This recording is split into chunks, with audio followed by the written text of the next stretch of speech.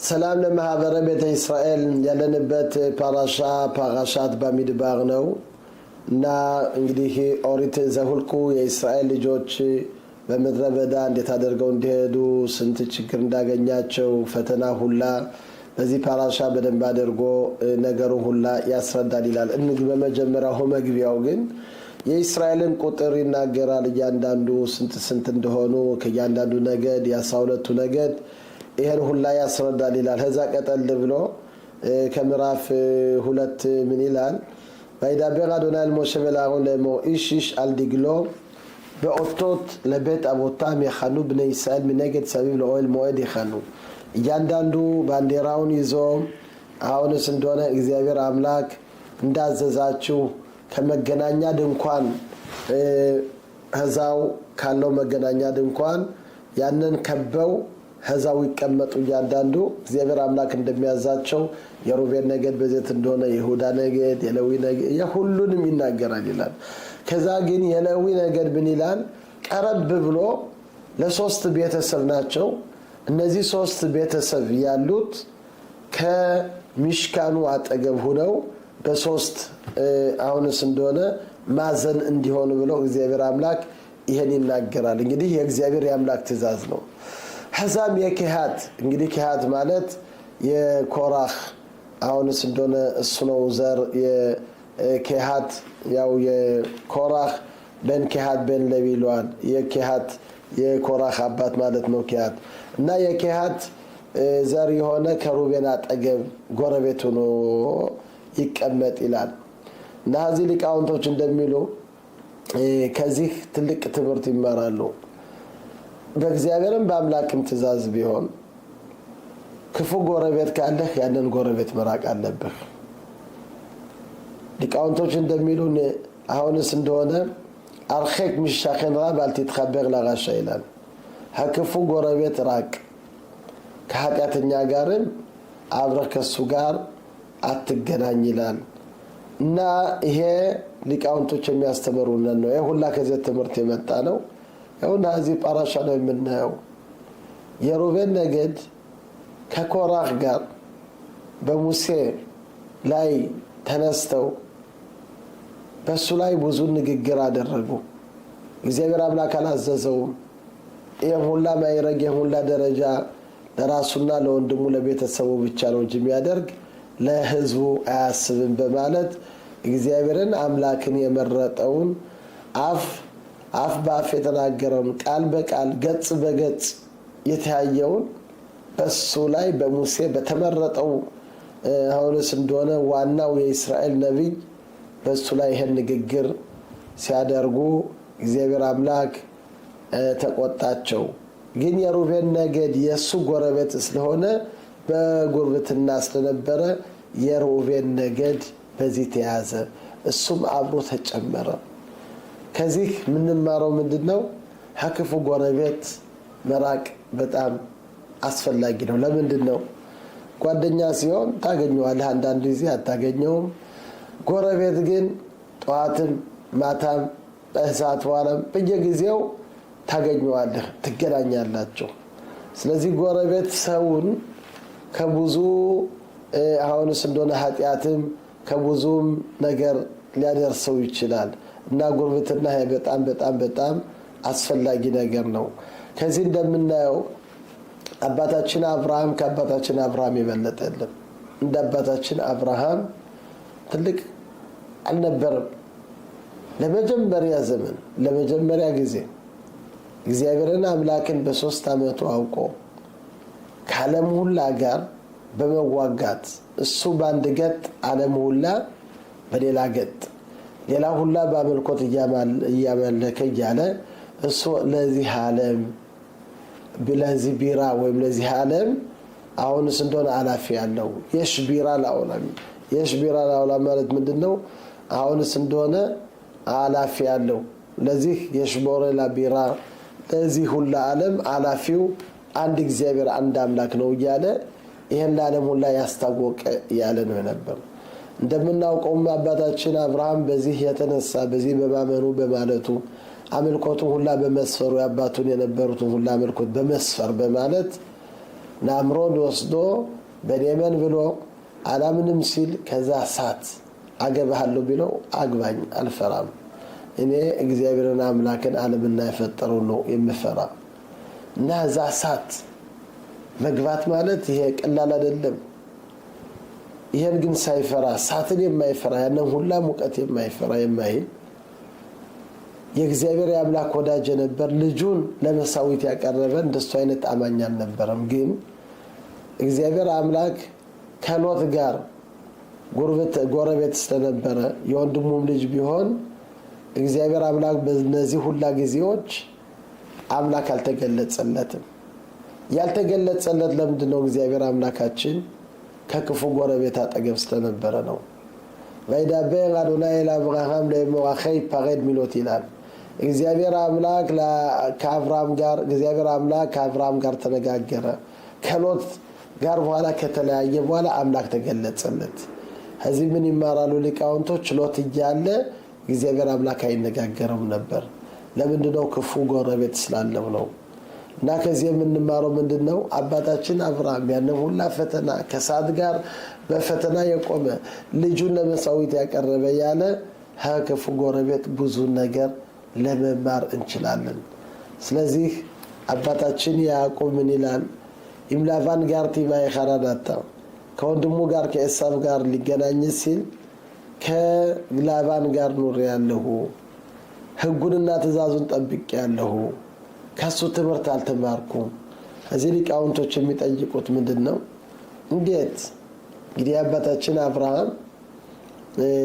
አባታችን ያዕቆብ አሁንስ እንደሆነ ከሱ ጋር ስለነበረ ከላባን ጋር አብሮ ስለነበረ መማር ነበረበት ትልቁ ሊቃውንት ራምባም እንደሚለው አንድ ሰው የሚማረው ከጎረቤቱ ያለው ጋር ከጓደኛዎች ጋር አብሮ ከሚኖርበት እንደዛ እንዳገሩ ይሆናል እንዴት አባታችን ያዕቆብ ከሱ ካማቹ ከላባን ምንም ሳይማር ቀረ እንዴት ጠንካራ ሰው ቢሆን ነው ብለው ሲጠይቁ ምን ይላል ቫይሂሊ ሾርበ ኻሞር ኦሪቱ ምን ይላል እኔ እንደሰው አላየሁትም እንደ ሀያና አሁንስ እንደሆነ እንደ በሬና እንደ ሀያ ነው አየሁት እንግዲህ አንድ ሰው የሚማር ሰውን እንደሰው አድርጎ ሲያው እሱ ለመማር ይችላል አባታችን ያዕቆብ ግን እንደ በሬና እንደ ሀያ ነው ያየው እና በዚህ የተነሳ ከሱ ሳይማር ቀረ እንግዲህ አሁንስ እንደሆነ ከአህያ ወይም ከበሬ ምንም ትምህርት እንማር አንችልም ለምንድነው አህያ ነው በሬ ነው ሰው አይደለም ከሱ ልንማር አንችልም ይሄን ስላወቀ ሁሉ ጊዜ ይሄን ስላየ ከሱ አልተማረም ይላል ግን እያንዳንዳችን ከጓደኞቻችን ጋር ወይም ከጎረቤት ከቅርብ ካሉት ከነሱ እኛን ብዙ ትምህርት ያስተምሩናል እኛን ሊያሳስቱን ይችላሉ ስለዚህ የሮቤል ነገድ ምን ማድረግ ነበረበት ወደ ሙሴ መጥቶ ይሄው ኮራህ ነገር ዓለሙ ሁሉ እየተበላሸ ይሄደ ነው ቦታ ቀይረኝ ወይም ወደ አምላክ ሪ ማለት መለመን አለበት አንድ ሰው ክፉ ጎረቤት ካለው ያንን ጎረቤት መራቅ አለበት ለምን ከጎረቤት ብዙ ነገር ሰው ሊማር ይችላል እና ስለዚህ ከዛ ሁሉ እንዳይማር እንዳይል ይሄ ቦታ ለኔ ጥሩ አይደለም ይሄ አካባቢ ለኔ ቦታ ጥሩ አይደለም ልጆች ሊበላሹ ይችላሉ በማለት አርቆ በማሰብ በማለት ይሄን መራቅ አለበት ስለዚህ እንደምናየው ከዚህ ከሳምንቱ ከሚነበበው ያው የኬሃትና የሩቬን ነገድ ከዛ ጎረቤትና ጎረቤት ስለነበሩ የኬሃት ነገድ ሩቬንን አስተማረው ሩቬን በዛ የተነሳ ተሳሳተ እና እንደዚሁም ደግሞ ያው እንደምናየው አባታችን አብርሃም ከሎጥ ከተለያየ በኋላ ያው እግዚአብሔር አምላክ ተገለጸለት ማለት ነው ግን ከሎጥ የተወለደች ይሄው በእነዚህ ቀኖች አንድ እንግዲህ 6-7 ቀን የሚሆኑ እንግዲህ በሚመጣው ሳምንት ማለት ነው ከዛሬ ጀምሮ ያው ሳምንት ቀርቶናል ሐጋሻ ሞት ይሆናል የባይረር በዓል እና ሀዛ የሚነበበው ስለ ሩት ታሪክ ነው ሩት ሞዓብያ የእስራኤልን ሀገር አሁንስ እንደሆነ ወደ እስራኤል ሀገር የገባች ወደ አምላክ የቀረበች ናት። ሩት ሞዓብያ ከየማን ዘር ናት? ከማን የመጣች ናት? ከሎጥ የተወለደች ናት። እሷ አያቷ ያደረገውን እሷ ተክናለች። ለምንድነው? እሷ ተቀደሰው ከአብርሃምን ለቆ ወደ ሄደ ወደ ሰዶምና ወደ ገሞራ ሁሉም መብራት ካለበት ብልጭ ብልጭ ከሚልበት የዚህን ዓለም ምቾት በመከታተል በማለት ሎጥ ወደዛ እየተሯሯጠ ወደዛ ሄደ። ምንድነው? አብርሃምን ለቀቀ። አብርሃምን ስለለቀቀ ገደል ገባ። እሷ ግን ወደ እስራኤል እሄዳለሁ በማለት ወደ እስራኤል እቀርባለሁ፣ የእስራኤል ሕዝብ ሆናለሁ ብላ እሷ ያደረገችው ቀላል አድርጎት አይደለም።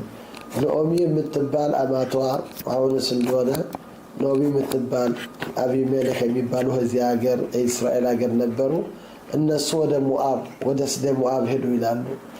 2 ልጆች ነበሯቸው፣ ማክሎን እና ኪሊዮን ይባላሉ። እና ማክሎን እና ኪሊዮን ከማን ጋር ይዳራሉ? ከኦርፓ ጋር እና ከሩት። ያው አቢሜሌክም ሞተ፣ 2 ልጆቹም ሞቱ። ማን ቀረች? ኖኦሚ የምትባለው እሷ እቺ ምስኪና ለብቻዋ ከዛ ባሏንም አጣች፣ 2 ልጆቿንም አጣች፣ ምራቶቿ ብቻ ቀሩ። አይ እንግዲህ ምንም የለኝም ልመለስ ወደ ሀገሬ፣ ወደ ተወለድኩበት ሀገሬ ወደ ኢየሩሳሌም ወደ እስራኤል ልመለስ ስትል 2 ምራቶች የነበሩ እኛ ካንቺ ጋር እንሄዳለን፣ ኧረ እባካችሁ ሌላ ልጅ የለኝም ምሰጣችኋለሁ እንዳልል ሸምግያለሁ፣ ኧረ ተመለሱ ብትል አንመለስም ብለው ከሷ በኋላ ይከታተላሉ። ከ40 ክንድ በኋላ በጣም ተመለሱ ስትል ኦርፓ የምትባለው ተመለሰች። ሩት ግን ምን አለች? በአሸርት ልኼለህ በምትሄጂው ሄዳለሁ፣ አሜህ አሚ ህዝብሽ ህዝቤ ነው፣ ራካማ ቤት ያፍሪድ በኒው በነህ ሞት ብቻ ነው እኔንና አንቺ የሚያለያየነን እንጂ በምንም ታመን አንቺ በኋላ በሄድሽ ወዳለሁ ድህና አገኘሽ ድሃውናለሁ የሚያገኝሽ እድልሽ እድሌ ነው ብላ ተነስታ በጣም ብትልም አረበ ተመለሽ ብትላት አልመለስም ብላ አሁንስ እንደሆነ ሀማቷ በኋላ እየተከተለች ሄደች። እና ይሄ የምናየው ምንድነው? እቺ ከሎጥ የወጣች ናት፣ ከሎጥ ዘር ናት የወጣች። ሎጥ የእስራኤልን ሕዝብ ለቆ በሮ ወደ ደስ ባለው ወደዛ ሄደ። እሱ ዘር ግን የወጣች ወደ ጥሩ ቦታ። እንግዲህ አንድ ሰው ጥሩ ቦታ ተጠጋ ደግሞ ያነ ሰው ደግሞ እያደገ ነው መሄድ። ስለዚህ ከሩት ማን ወጣ? የዳዊት ንጉሥ እስራኤል ኦቤድ ተወለደ። ይሻይ ዳዊትን ወለደ። ያው ይሄን የምናየው ምንድነው? ከዚህ ሁላ እንዴት አድርጎ እግዚአብሔር አምላክ እሷን ከፍ እንዳደረጋት ይሄ ሁላ ምንድነው? በጥሩ ጠብቃለሁ፣ በጥሩ እሄዳለሁ፣ የአምላክን መንገድ እሄዳለሁ ስላለች ከዚህ ሁላ እግዚአብሔር አምላክ አደረሳት። ያቺ ግን እህቷ ኦርፓ የምትባለው ከሷ ማን ወጣ? በዛውን ሌሊት ከብዙውን ስተት ደረሰች። የተቀደሰውን አማቷን ነቃ ስለሄደች ጉድ ደረሰባት። ልጆችም የወለደቻቸው ልጆች በጣም ክፉ የሆኑ አንዱ ጎልያት የሚባለው ረጅም የነበረ 6 ክንድና ቁመቱ የነበር ዘረት ይላል። እችን የሚያክል 5 ሰንቲም 3 ሜትር በላይ የሆነ ቁመቱ በጣም የረዘመ ነው የነበር። የእስራኤል ልጅ ከዚህ ሀገር ሆኖ ፍልስጤም መጡና ሊዋጓቸው ሲሉ በዛን ሰዓት ጎልያት ተነሳና ለምን እኛ እንዋጋለን? እንግዲህ እናንተ አንድ መረጡ፣ እኛ እንድንምረጥ፣ እኔ ሆናኔ ያለው ከኔ ጋር እኔን የሚያቸንፈኝ እናንተ አገልጋይ እንሆናለን፣ እኛ ካቸነፍን ደግሞ እናንተ እኛ አገልጋይ ትሆናላችሁ ብሎ ይሄን ስላቸው የእስራኤል ሕዝብ ማን ከሱ ጋር ይዋጋል ቢባል ሁሉም ፈራ እና በየቀኑ የአምላክን ስም እያነሳ እየተራገመ እያለ በጣም መናጢ ነው ነበር። 40 ቀን እግዚአብሔር አምላክ ይሄን የእሱን ስም እየሰደበ እያለ ቢሆን 40 ቀን ሰጠው። ለምንድነው 40 ቀን የሰጠው? እናቱ ነኦሚን 40 ክንድ ስለሸኘቻት በዛ ደሞዝ 40 ቀን እግዚአብሔር አምላክ እንዲራገም ሰጠው። ምንም አላደረገውም። ከዛ በኋላ ግን የሱ ያክስቱ ልጅ ማለት ነው ዳዊት የሱ ዘር የሆነ ዳዊት መጣ። አሁን ቢያው እየተራገመ እያለ ማን ነው እንደዚህ አድርጎ እንደዚህ የሚራገም? እኔ አንገቱን ቆርጧለሁ ሲል በዛን ሰዓት አንተ ገና ልጅ ነህ ምን ብለህ ነው ሲል አይ ችለዋለሁ እና ወደ ሳውል ወሰዱት። ወደ ሳውል ቀረበ። ለሳውልም ነገረው እኔ እሱን እችላለሁ፣ ኧረ እባክህ ገና ልጅ ነህ፣ እንዲያው ህይወትን ጠብቅ፣ ስንት ጎበዝ የሆነ ፈርቶ ያለ አንተ። እኔ አንበሳውን ገድያለሁ፣ ዶቭ ገድያለሁ፣ እነዚህ ሁሉ አምላክ ኃይል ሰጥቶኛል፣ አምላክ ከኔ ጋር ነው አለው። በዛን ሰዓት በል እንግዲህ ከቆረጥክ ሂድ ተዋጋ ይለዋል። እና ከዛ ሲደርስ ከሱ አጠገብ ድንጋዮችን ወስዶ ቀረበ። በዛን ሰዓት ጎልያት ከትከት ብሎ ሳቀ። እኔ ውሻ ነኝ በትርና ወንጭፍ ይዘህ ብትመጣ ዛሬ ታያለህ፣ አንተ የምትመጣው በኃይልህ በጉልበትህ፣ እኔ ግን በአምላክ ስም ነው የምመጣ፣ ኃይል አምላክ ነው። ዛሬ አንተን ገድዬ አንገትክን ካልቆረጥኩ እኔ ዳዊት አልባልም ብሎ ይሄን አለ። በዛን ሰዓት ዳዊት ንጉሠ እስራኤል ቀረብ አለና ያንን ወንጭፉን አዞረና ቢለቀው ሄዶ ከግንባሩ ውስጥ ገባ። በዛን ሰዓት ወደቀ። ያንን እንዳለውም እግዚአብሔር አምላክ ወስዶ አሁን አንገቱን ቆርጦ እንዳለው ይሄን ሁሉ አደረገ አለ። ይሄ የሚያሳየው ምንድነው? ይኸውላችሁ አንድ ሰው ጥሩ ጋር ከተጠጋ ከጥሩ ጎረቤት ካለው ከጥሩ ቦታ ተጠጋ ለጥሩ ደረጃ ሊደርስ ይችላል። ክፉ ጎረቤት ግን ክፉ ነገሮች ካሉ ከነዛ ከተጠጋንን ካለን ደግሞ እኛ ደግሞ ወደ ገደል ልንገባ እንችላለን። እና ጥሩን መጠጋት ማለት ይኸውና እንደምናየው ጥሩ ብትጠጋሩት ከሷ ዳዊት ይወጣ። ያችኛዋ ደግሞ ወርፓ ደግሞ ወደ ኋላ ተመለሰች። የተቀደሰውን ዓላማ ትታ ወደ ሌላው ስትመለስ እሷ ዘር ደግሞ ይኸውና ጎልያት እንደዚህ አድርጎ የአምላክን ስም የሚያረክስ የሚል ዳዊት ግን መጥቶ ያንን የጥሩ ለጥሩ ለተጠጋችው ለክፉ ለሄደችውን እሱ መጥቶ ይሄን ቅጣት ሰጠው። እና ጥሩ መጣበቅ በጥሩ መሄድ በጣም አስፈላጊ ነውና ጥሩ ዘመን አምላክ ይስጠነን። ጥሩ ጎረቤት ሁሉ ጊዜ መኖር ያደርገናል። እና ይሄን ይመስላል። ሸባት ሻሎም መባረክ